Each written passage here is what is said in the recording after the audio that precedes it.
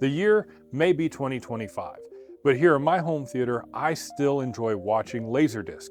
And so I have a Laserdisc setup, and that is the topic of the video here today. So what we're gonna do is I'm actually going to go into a little more detail and kind of show you guys how I run my Laserdisc and what my setup for Laserdisc is here in my home theater in 2025. So let's not wait around any longer. Let's talk about some more Laserdisc content here on my channel, and let's jump right into the video. So yeah, let's go and talk about my Laserdisc setup right here in my home theater in 2025. To start this video out, I do want to give a quick shout out to a user here on YouTube called Fugitive Audio. He's actually the guy who left me a comment asking to see a little bit more detail, a more in-depth look at how I run my Laserdisc and what setup I use here in my home theater. And that's the topic of the video here today. So Fugitive Audio, I just want to say thanks. I really do appreciate it, leaving this comment and giving me kind of the inspiration to do this video. Sorry it took so long, but hopefully you enjoy it. And just as a brief kind of aside to that, thank you to everybody who comments on my videos and interacts with me here on YouTube. I really do appreciate it. And if you have any other questions about things I run in my home theater, definitely leave me a comment here on this video or leave a comment on one of my other videos. I may not respond to every comment, but I do see them. And if it's a comment where I can respond in a video form like this, I will definitely do it. It just sometimes takes me a little bit of time to get to the video because I do have a full-time job. But all of that aside, thanks again, Fugitive Audio, for the idea for the video here today. So let's talk Laserdisc. Now let's get into my actual home theater setup for Laserdisc here in 2025. So to start with, in terms of my setup, I run a standard 5.1 audio setup here in my home theater, so I don't have anything too special. I do have 4 subwoofers. They're all very basic Polk audio, PSW 108s or PSW 10s. I always forget, those kind of numbers are interchangeable, but I have 4 of those here in my home theater, 2 in the front, 2 in the back. And I have 5 speakers. I don't have Atmos, I don't have even a 7.1. I just run a standard 5.1 channel setup here in my home theater. I have 3 speakers behind the screen, 2 on the back wall, and my 4 subs. Now in terms of speakers, I've talked about this before. My 2 rear channels are actual commercial speakers. They're the JBL 8340A speakers. I've done content on those before. And then in my front stage, I have 2 Angstrom Audio Sonata 100s. Those are my left and right channels. And then I have an old school Jamo THX1 LCR speaker is my center channel. All these speakers and everything I'm kind of talking about here today, I've done other kind of expanded content on, so definitely look for the little kind of, things up in the corners up here to click on, or I'll have kind of a playlist at the end of the video about Laserdisc and home theater setups and stuff, so definitely click on all that.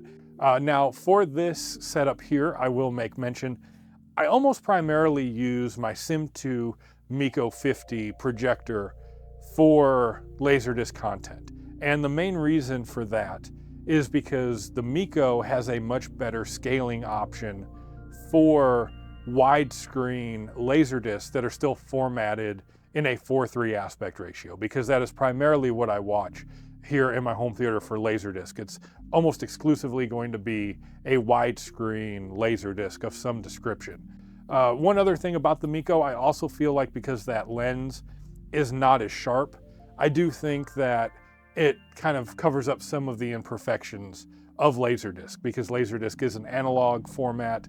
It is only like 480i, give or take, on the image quality. So it's not HD, it's analog.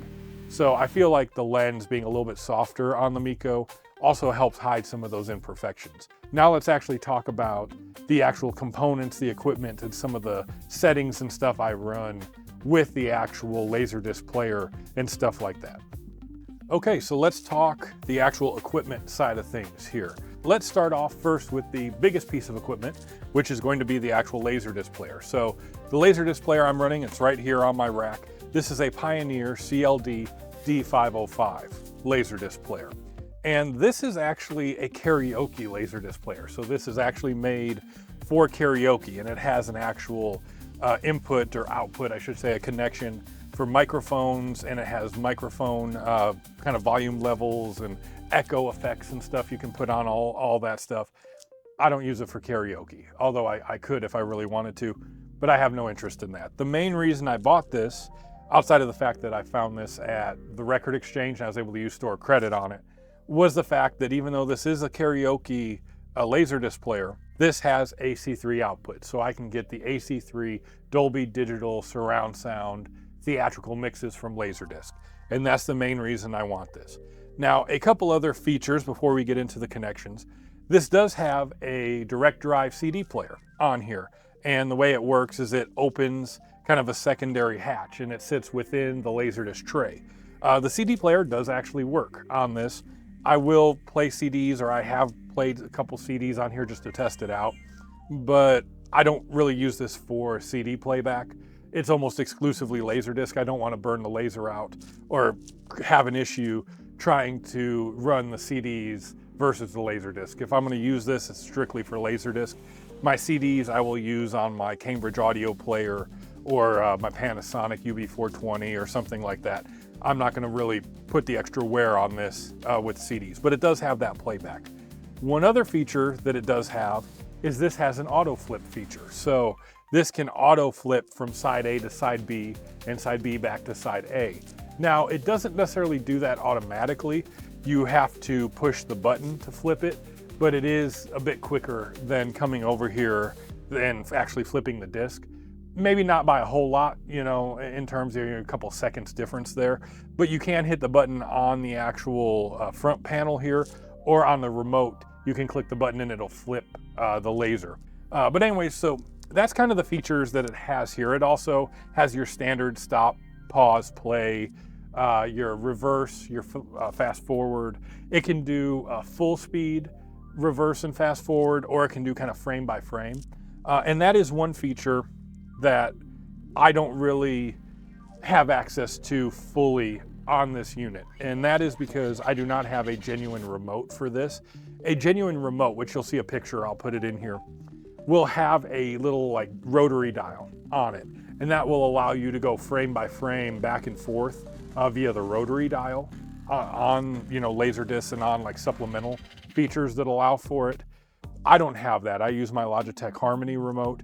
So I have to use just kind of the forward and back, like reverse fast forward buttons on the remote. So it does it a little bit, but it's not as fluid or as simple as that rotary dial that you would get on the genuine remote.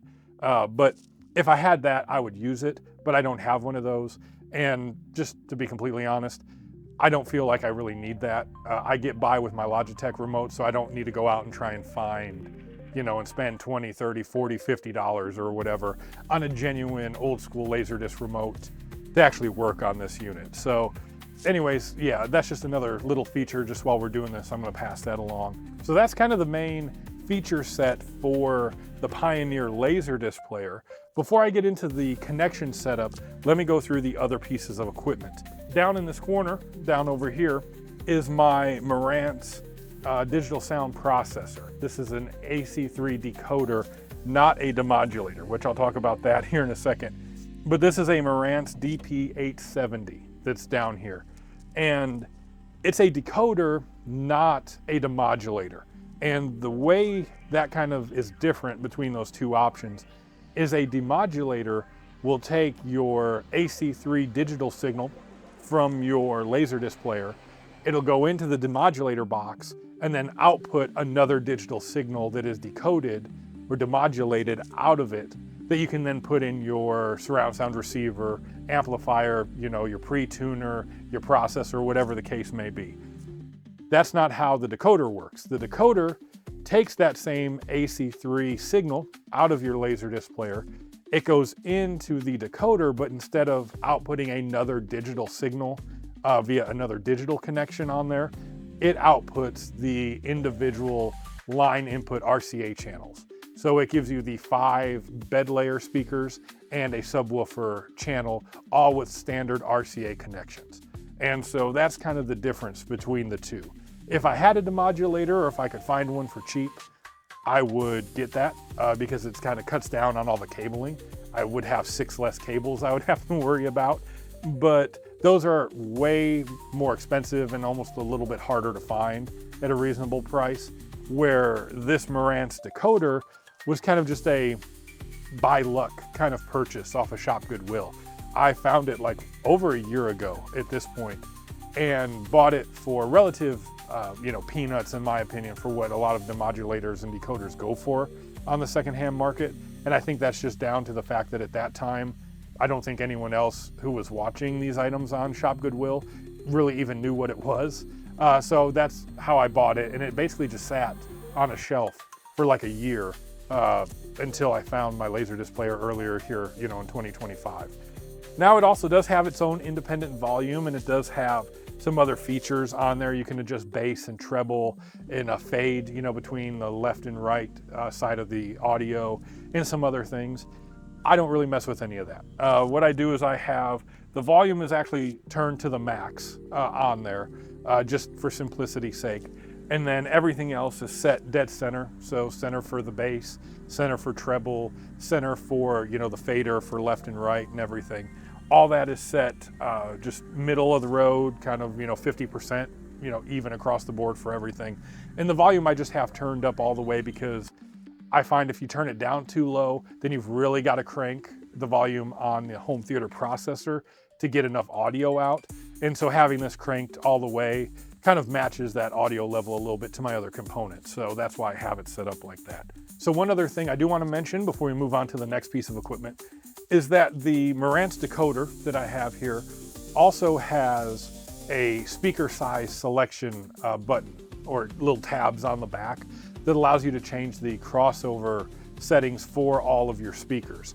Now for me, the way I run it, I keep everything set to large. So that passes the full uncompressed, manipulated audio signal out of the decoder into my Marantz home theater processor that I'm going to talk about next here. And I do all of my adjustments for volume and crossover and the line or level calibration for the channels, all that sort of stuff.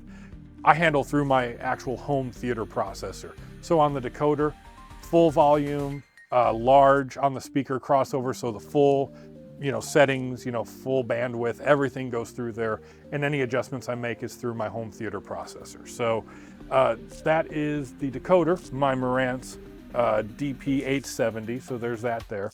Now we're going to move on to the next piece of equipment, or next couple pieces of equipment I have here.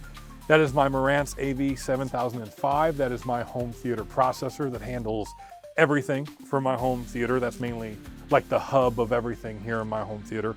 And then also I'm going to mention very quickly my Kenwood power amplifier that I have here as well, because that is what powers all 5 channels of my speakers, my bed layer, and then my subwoofers have built-in power supplies on them. So those are all run kind of independently of that. But let's talk now real quickly about my Marantz AV7005. So this is my home theater processor. It's my hub that basically runs everything here in my home theater. So for the audio side of things, like I said, everything comes in full bandwidth, full signal, no adjustments made until it hits the AV processor here. Now, in terms of adjustments, I don't really adjust anything for my Laserdisc audio outside of the standard adjustments I have for my entire setup. So that is my distance settings for my speakers, my crossover settings for my speakers, and my level inputs for each one of the channels, to hit, the reference level and make sure everything's equal and even across the stages. But other than that, I don't adjust audio at all. I don't bump or decrease any of the treble or bass or anything like that, or the mid-range or nothing. I keep everything straight in, just full signal, full bandwidth, and then any of the adjustments that are made are just for my overall setup, and those would be across the board for any component that passes audio and video, through the processor here. Speaking of video, the Pioneer player that I have here, the D505, has both an S-video and a composite video output on there. Previously, when I first got this in here and I had my older AV processor from Emotiva, I felt like S-video was a better kind of connection to use at that point. But that was because that Emotiva processor had undefeatable scaling problems with analog sources. And so the S-video just slightly looked better. But now that I have this Marantz processor that's in here the composite, standard yellow cable looks way better, in my opinion. It's a much cleaner, better picture for the setup. So that is what I use in here. Now, one thing that I do that is a little bit different than some of my other connections is that even though this is an analog composite video signal that is being fed into my processor here, the Marantz has a pretty good video chip that is in there that does handle upscaling fairly well. As long as you use it in moderation and use it kind of correctly and don't overdo it. And so what I do in this setup is I will upscale the 480i signal that's coming out of the Laserdisc player, and I will upscale it via the processor to 480p. Now, I won't go any higher than that because if you go to 720 or 1080, the image starts to distort and it kind of gets stretched in weird directions and pulls the scaling all kind of out of whack into weird kind of ways, and it just looks bad. It just doesn't look good. And then when you try and adjust scaling for the non-anamorphic widescreen, 4:3 signal that you get for Laserdiscs that are in letterbox form, it causes even more problems because then you're trying to use, like in my setup, my Mico, to adjust the scaling on top of the messed up scaling when you go past 480. So at that point, I don't do any of that. But I will upscale it to 480, and it does look slightly better. It does look a little more high quality without distorting the image to a point where it just looks weird and, just seems so just out of whack, to watch there. And you can still scale the actual image correctly via my Mico to expand out the widescreen image on that 4:3 picture to fill up the 16:9 screen and get everything kind of set up correctly the way it needs to go. So that's what I do there with it. I do adjust the scaling slightly and the kind of up conversion a little bit to 480p via the processor. I will mention briefly my power amplifier. This is a Kenwood KMX1 power amplifier. I've mentioned this in some of my other content before. That'll probably be linked somewhere here or at the end of the video. I got this off of Shop Goodwill earlier this year. This is an old school THX certified component. So this is a 5-channel power amplifier, technically 6-channel because it can do non-powered subwoofer. So if you have just regular line level speaker cable inputs for a subwoofer, you could use this to power it as well, but I don't have to do that because all my subwoofers are powered. But it has 5 bed layer channels on there, and it puts out a stated 100 watts per channel. But if you go and look up reviews and some kind of like more comprehensive evaluations of it from the time this came out, because this would have been like early to mid 90s when this was produced, it puts out more than that. It probably puts out closer to like maybe 150 or maybe even pushing 200 watts in some instances. So it's more than powerful enough for me here in my home theater. Even if the official rated watts per channel is only like 100 watts, it powers the speakers I have here beautifully and provides immersive audio here. And that is used for every speaker in my setup except for my subwoofers.